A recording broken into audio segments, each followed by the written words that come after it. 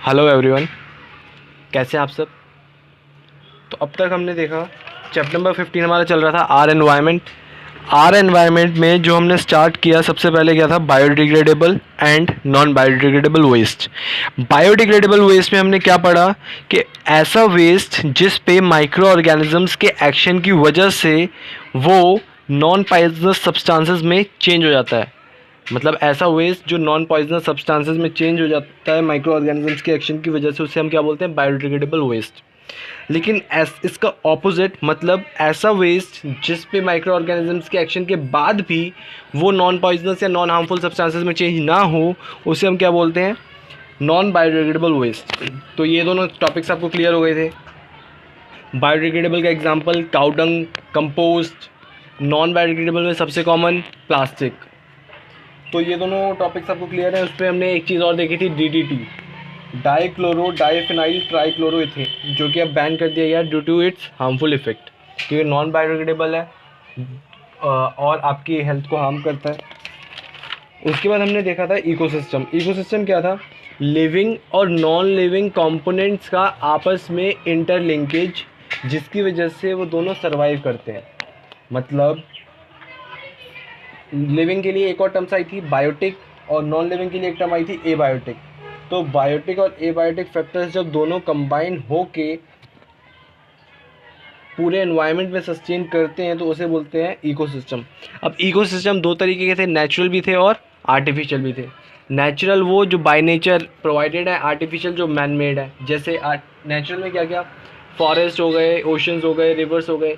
और वहीं आपकी जब मैन मेड या आर्टिफिशियल की बात करते हैं तो एक्वेरियम हो गया, वाइल्ड लाइफ सेंचुरीज हो गए, वो सारी चीज़ें। तो इकोसिस्टम देख लिया, एबायोटिक बायोटिक फैक्टर देख लिए, नेचुरल आर्टिफिशियल इकोसिस्टम देख लिया। अब इकोसिस्टम में अलग अलग तरीके के ऑर्गेनिजम्स होते हैं, जिसमें से तीन जो पढ़ने हैं, प्रोड्यूसर, कंज्यूमर और डिकम्पोजर। प्रोड्यूसर को और क्या बोलते हैं, ऑटोट्रॉप। कंज्यूमर को हेट्रोट्रॉप और डिकम्पोजर्स को सेप्रोफिटिक्स, सेप्रोट्रॉप्स। प्रोड्यूसर्स वो जो अपना खाना खुद सिंथेसाइज करेंगे, कंज्यूमर वो जो दूसरों पे डिपेंड रहेंगे, और डिकम्पोजर वो जो दूसरे डेड ऑर्गेनिजम्स पे डिपेंड रहेंगे। मतलब वो डेड ऑर्गेनिजम्स को डिकम्पोज करते हैं और उसमें से जितने भी न्यूट्रिएंट्स जो निकलते हैं वो सारे एनवायरनमेंट में मिक्सअप कर देते हैं। तो इसलिए डिकम्पोजर्स को एक नाम और दिया गया था, cleansing agents.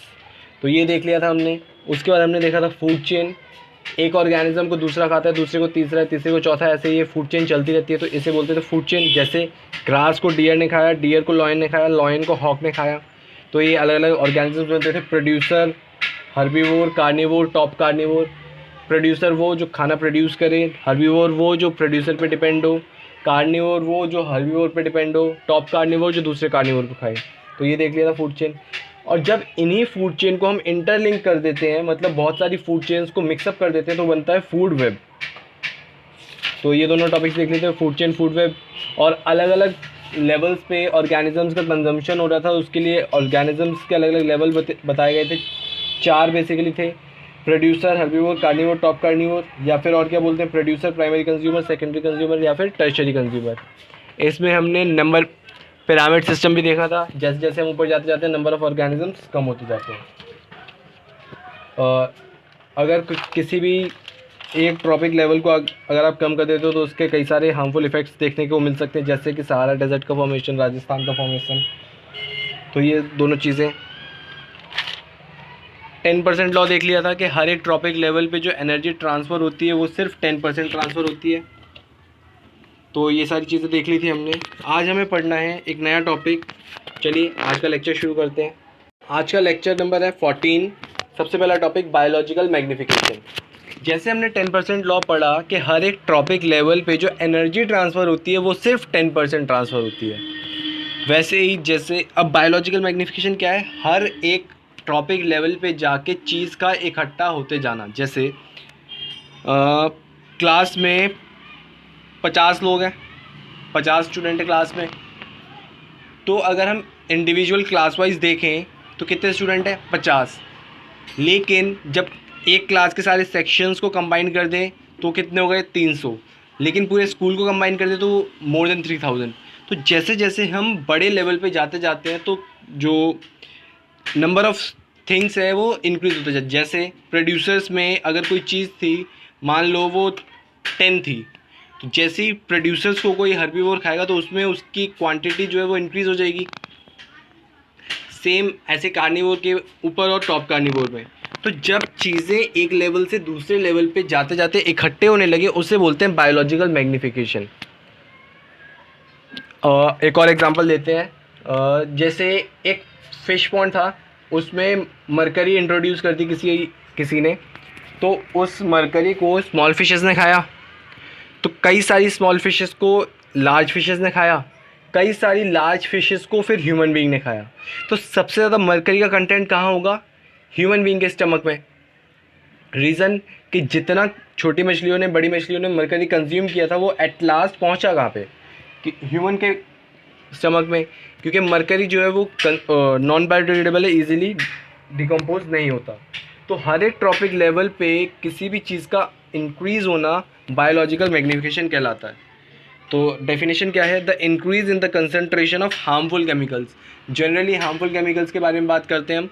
The increase in the concentration of harmful chemical substances like pesticides in the body of a living organism at each trophic level of a food chain is called biological magnification. हर एक trophic level पे किसी भी चीज़ का increase होना है क्या कहलाता है? Biological magnification. तो बायोलॉजिकल मैग्नीफिकेशन इतना ही था, इसकी डेफिनेशन याद रखनी है और एक आधा एग्जाम्पल, जैसे मरकरी वाला बताया वो आप एग्जाम्पल दे सकते हो। तो 10% लॉ, बायोलॉजिकल मैग्नीफिकेशन, ये दोनों टॉपिक इंपॉर्टेंट हैं। आई होप आपको आ गए होंगे, 1 मार्कर के लिए आ जाता है ये। उसके बाद आते हैं ओजोन लेयर पे। ओजोन सबसे पहले बनता किससे है? सबसे पहले आते हैं ऑक्सीजन पे। ऑक्सीजन का एक एटम, अगर एटम 2 एटम कंबाइन हो जाए तो क्या बनाते हैं? ऑक्सीजन का मॉलिक्यूल, ऑक्सीजन गैस, जो कि हमारे लिए असेंशियल है। लेकिन इसी ऑक्सीजन के अगर 3 एटम कंबाइन हो जाएं तो वो बनाते हैं ओजोन लेयर, ओजोन गैस बनाते हैं। ओजोन जो है वो हमें प्रोटेक्ट करती है किससे? अल्ट्रावायलेट रेज से। एक सेकेंड, कहाँ पे थे हम? ओजोन। ओजोन जब ऑक्सीजन के 3 एटम कंबाइन होते हैं तो क्या बनते हैं? Ozone layer. Ozone layer present कहाँ पे है? आपके एटमॉस्फेयर के टॉप लेवल में, अप्रॉक्सीमेटली 15 to 60 किलोमीटर इसके बीच में प्रेजेंट है। और अल्ट्रावायलेट रेज से प्रोटेक्ट करती है ये हमें, जो हार्मफुल सन की अल्ट्रावायलेट रेज आती हैं उससे। अगर अल्ट्रावायलेट रेज डायरेक्टली आपके कांटेक्ट में आती हैं तो कई सारे हार्मफुल डिजीज़ हो सकते हैं, जैसे स्किन कैंसर हो गया, आइज़ को डैमेज कर सकता है, ये हमारे इम्यून सिस्टम को डैमेज कर सकता है। तो ये सारी चीज़ें हैं अगर ओजोन लेयर डिप्लीट हुई तो।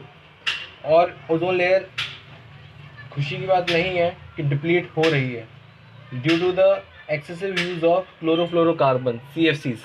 और CFCs ज़्यादातर कहाँ प्रेजेंट होते हैं? कूलेंट्स में, आपके परफ्यूम्स में, AC में जो कूलेंट डलता है उस सब में।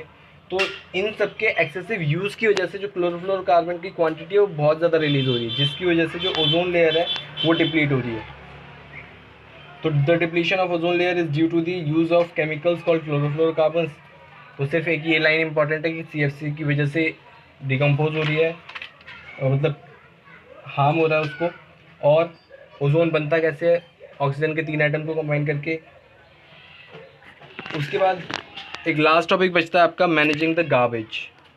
अब जो गार्बेज हम प्रोड्यूस करते हैं उसे मैनेज भी करना है। उसे मैनेज करने के लिए कई सारे प्रोसेस हैं, recycling, preparation of compost, incineration, landfill, sewage treatment.